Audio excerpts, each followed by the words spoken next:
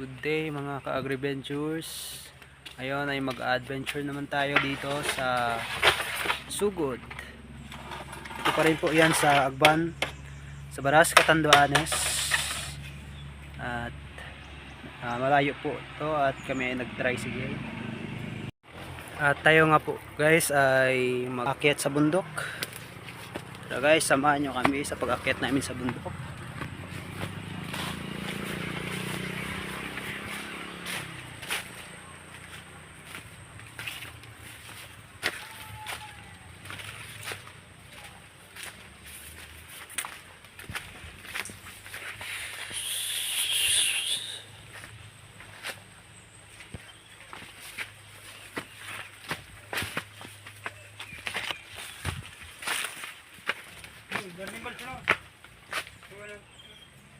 Ha?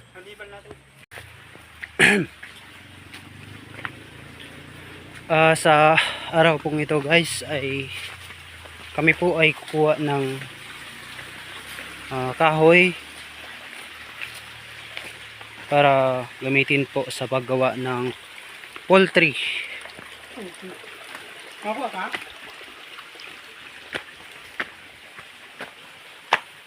Kami po ay gagawa ng kulungan ng manok. At malayo-layo po guys ang aming aakyating bundok.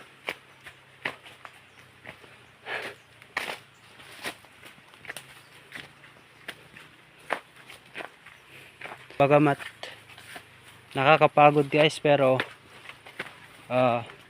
every time na ako ay umaakyat ng bundok, yes, I feel exhausted, pero enjoy naman po kasi it is a kind of exercise na kung saan maganda sa katawan at ganun din sa kalusugan. Ay, yun nga guys, hinihingal na ako at medyo pinapawisan na, pero kaya pa.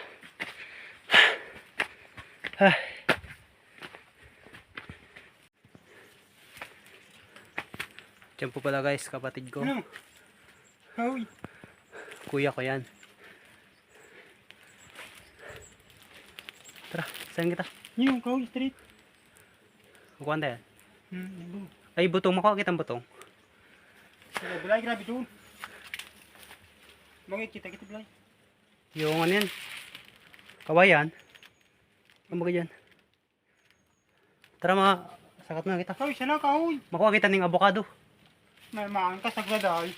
Sagladit pa. And guys, kukuha sana kami ng avocado, pero maliit pa. Hindi pa pwedeng pitasin. At talagang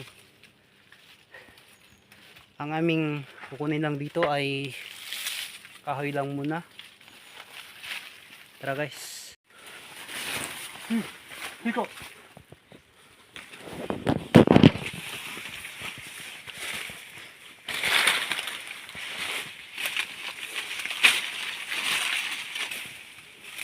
Ito yun o.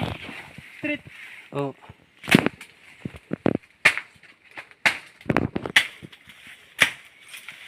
Pero makuha ba siguro kitang kawayan. Yan guys, ganito sa amin sa probinsya. Talagang ang buhay dito ay natural lang. Hindi masyadong mahirap at hindi rin masyadong marangya ang buhay dito, pero parang parang balance ang buhay dito, or natural lang ang buhay dito. Ito ang kagandahan dito sa amin sa probinsya. Pag akit ka lang sa bundok, marami ka nang makikitang mga products na pwedeng mo pakinabangan if kung may tinanim kang products na talagang inaalagaan mo, like mga duma-duma or yung mga pagkaing natural, like saging na saba na sinasaing na kahit saingin lang ng hilaw pwede nang makain. At marami pang iba kagaya ng mga kasava or kamuting kahoy, no? And unlike sa sa mga rural areas na talagang mahirap ang buhay kapag wala kang trabaho doon. Kaya kung akong pipiliin, talagang mas gusto ko dito sa probinsya, lalo na dito sa amin sa Catanduanes.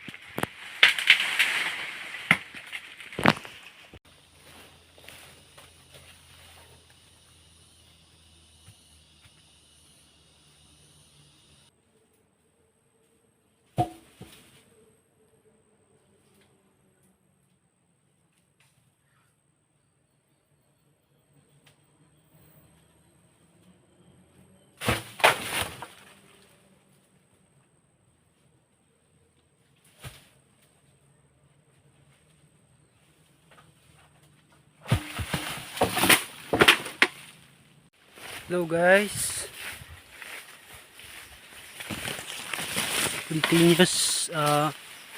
continue pa rin po ako guys sa pagkuha ng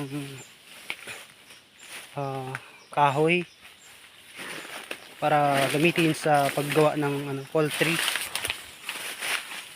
At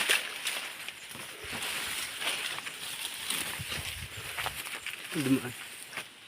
Kain ka ng kanyok. Asan ka? Asan ka? Kanyok.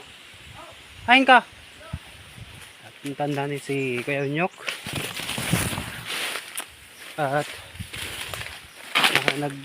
siya ng ng saging nag-harvest. Ang tawag dito sa amin ng pag-harvest ng saging ay pagtuba, katuba ni saging in Bicol.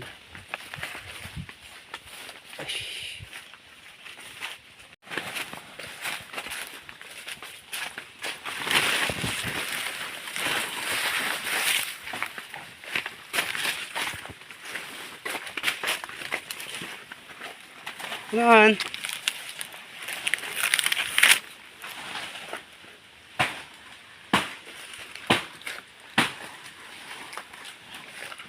Pahinog na mahitog na. Hinog na. Uy, ginayo. Ang gandang klase ng saging oh. Nay. Ang lalaki. Sino na? Matatatig tumok mo. Ano yan tayo niya? Tatimok buka na lang po. Oo. Yun guys, hindi maayos ang pagka-harvest kaya na ganyan.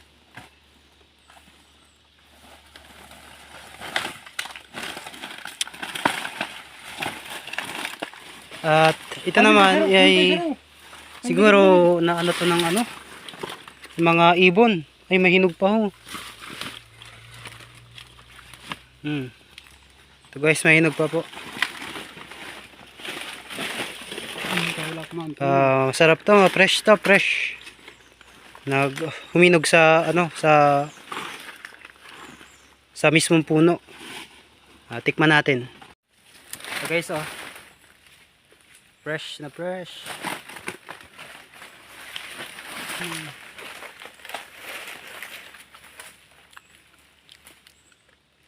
Manamis-tamis. Kakaibang lasa nito sa compare sa hilaw na pinahinog. Compare dito na nahinog sa mismong puno.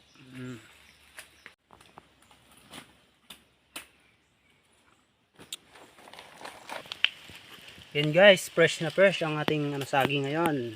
Saba sa Tagalog. Dito sa amin, ang tawag dito sa amin ay kalibo. Kalibo ang tawag dito sa amin. At ito lang po yung na una kong vlog na ginawa. Doon naman yun sa sa Pulo. Sa Pulo Island. Dito pa rin yun sa Catanduanes sa Agban.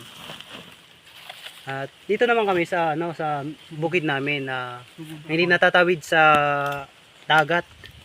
Ang kailangan na lang dito ay sasakyang pang kalsada talaga.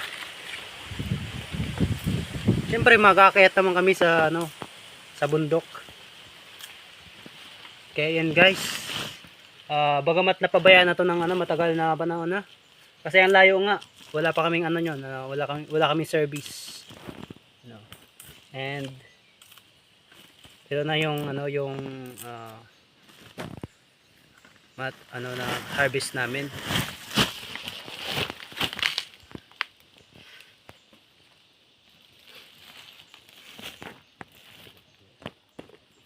So mga ka-Agriventures, huwag niyo pong kalimutan mag-subscribe sa aking channel para palagi kayong updated sa mga bagong videos ng aking gagawin. At huwag niyo na rin kalimutang i-click yung notification bell and i-like na rin po.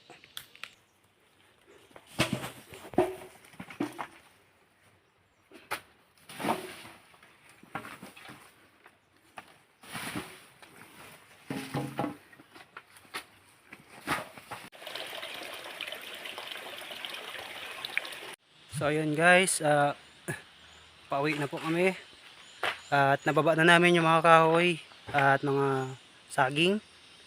At hanggang dito na po guys ang aking vlog, at sana ay patuloy kayong mag-subscribe at patuloy kayong manood sa aking mga video at sa mga darating pang video na aking gagawin. Salamat po at God bless po sa bawat isa.